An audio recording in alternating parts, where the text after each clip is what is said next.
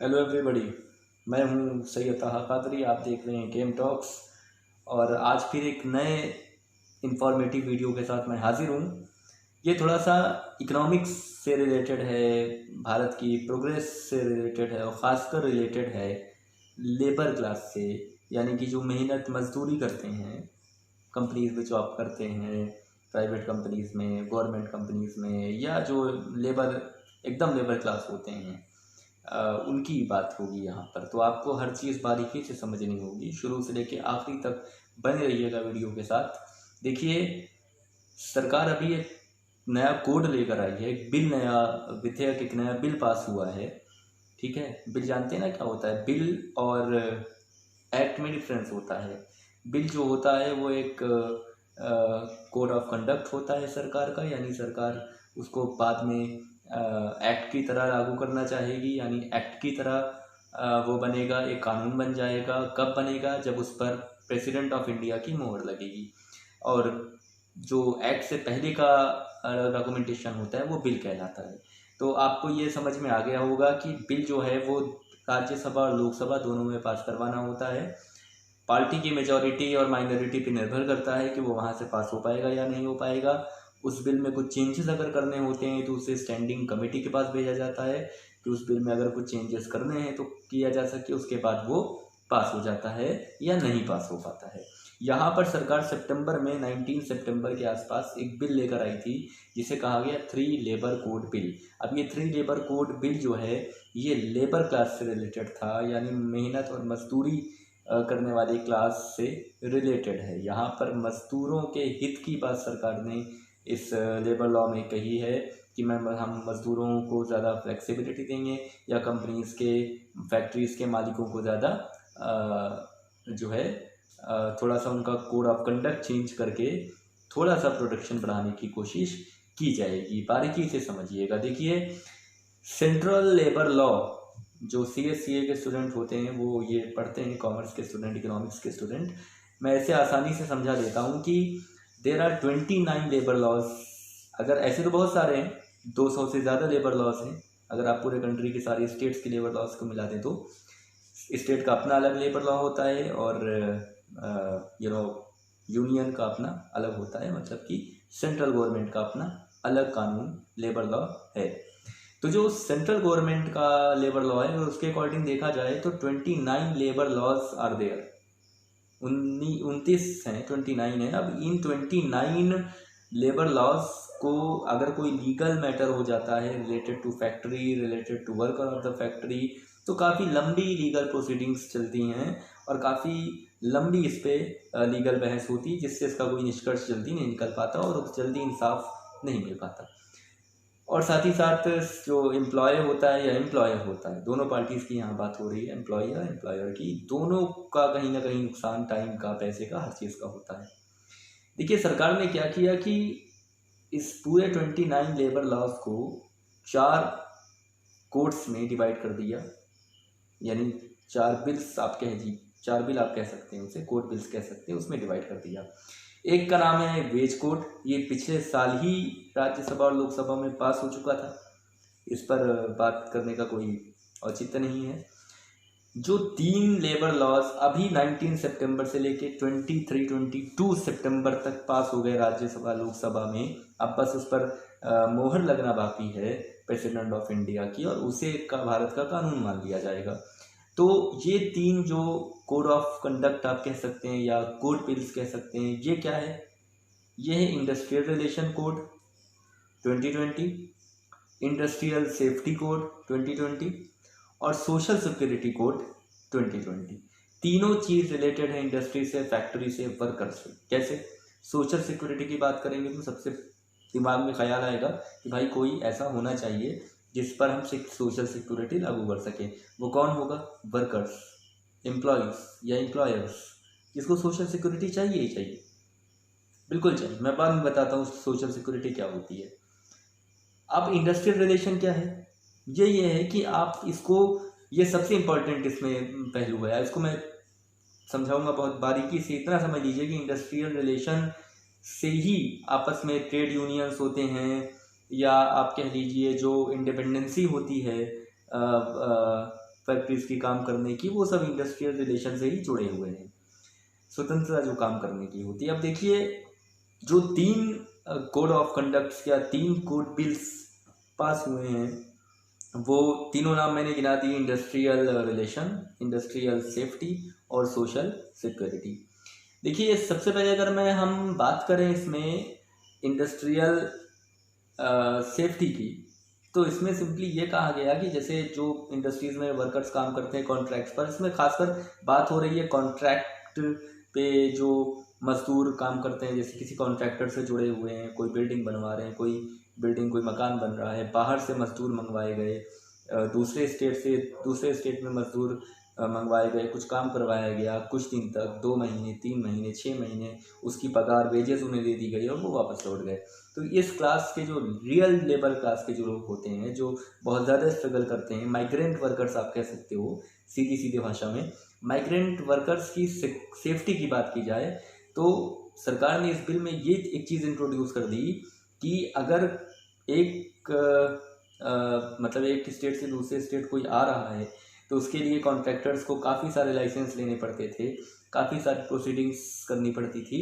उसको अब बहुत सिंप्लीफाई कर दिया सरकार ने और कहा कि हम एक आप लाइसेंस ऐसा कर देंगे जो ऑल इंडिया वैलिड होगा, यानी आप उससे किसी भी स्टेट में वर्कर बुला के काम करवा सकते हैं, आपको यानी कॉन्ट्रैक्टर को आसानी होगी।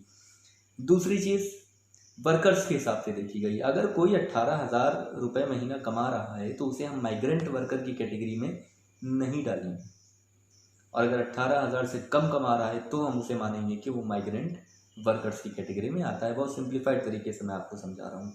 अब माइग्रेंट वर्कर्स में अगर वो आ गया 18,000 से नीचे वाले पैमाने में, मेजरमेंट में, तो अब वहाँ पर उसके ऊपर वो सारी चीज़ें इम्पोज हो जाती हैं जो सरकार इस बिल में इंट्रोड्यूस करेगी।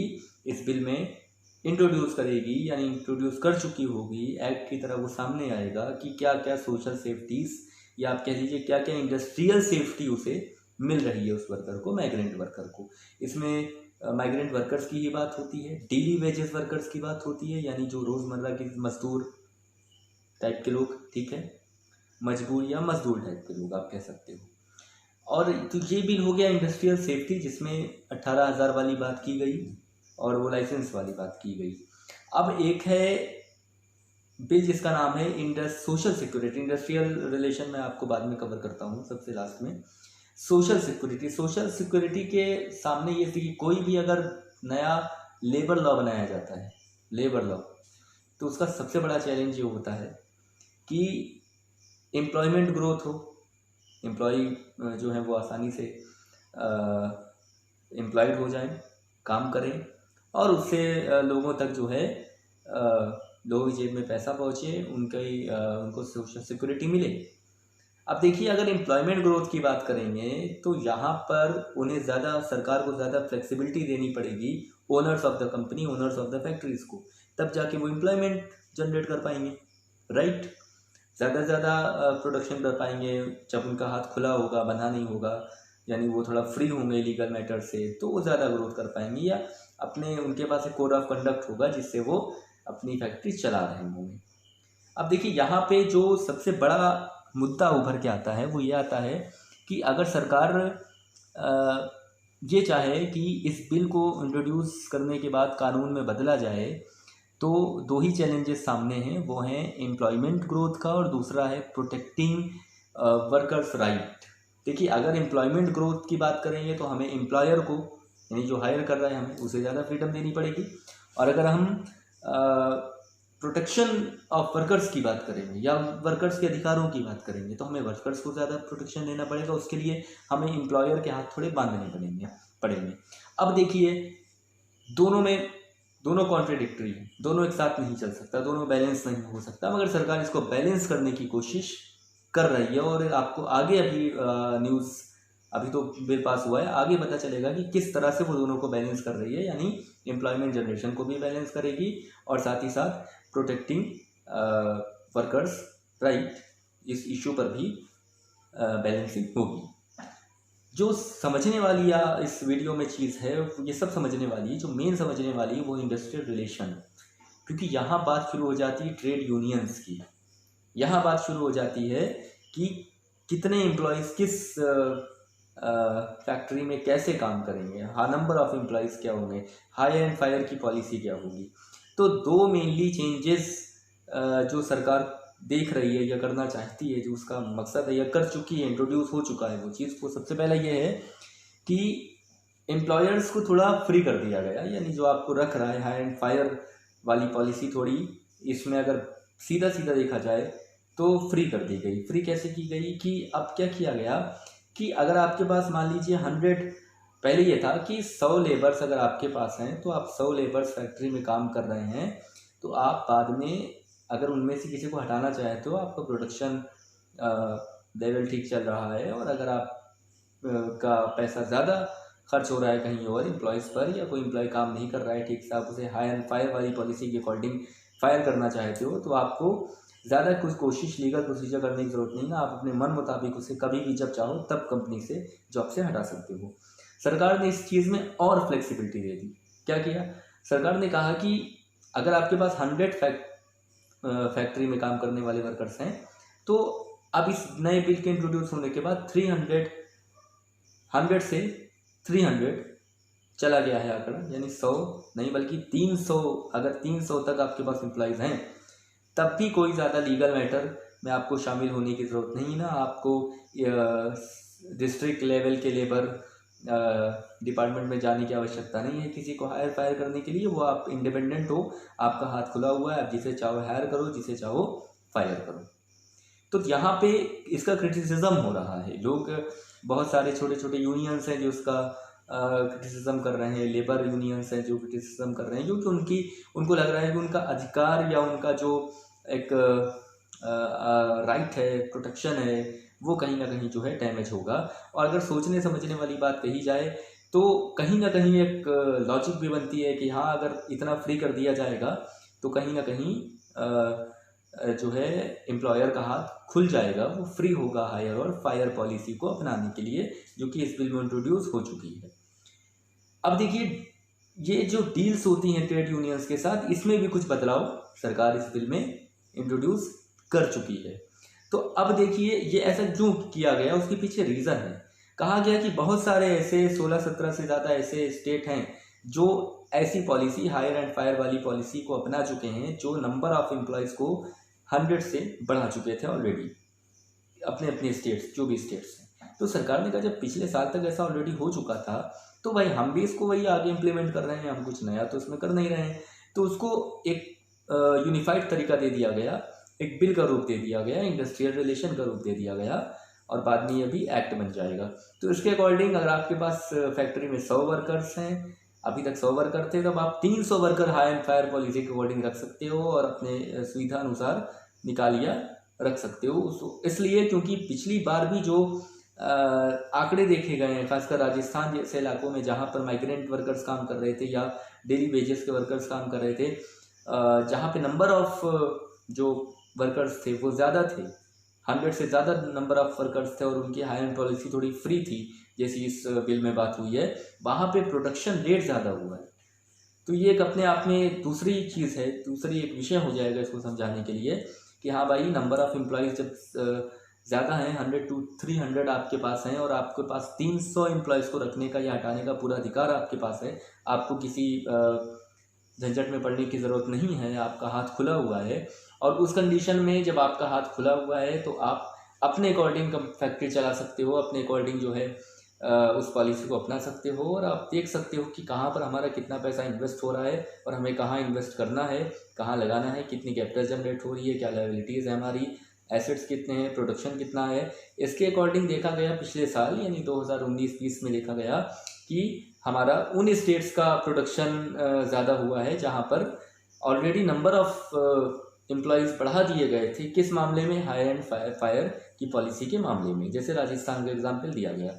अब इन सारी चीज़ों को मद्देनज़र रखते हुए हम साफ साफ ये कह सकते हैं कि इंडस्ट्रियल रिलेशन हो गया, या वेज कोड बिल हो गया, या इंडस्ट्रियल सेफ्टी बिल हो गया, या सोशल सिक्योरिटी बिल, ये चारों कहीं ना कहीं यूनिफाइड करने की कोशिश है उन 29 सेंट्रल लॉज को, सेंट्रल लेबर लॉज को, जो पहले काफ़ी फैले हुए विस्तृत थे।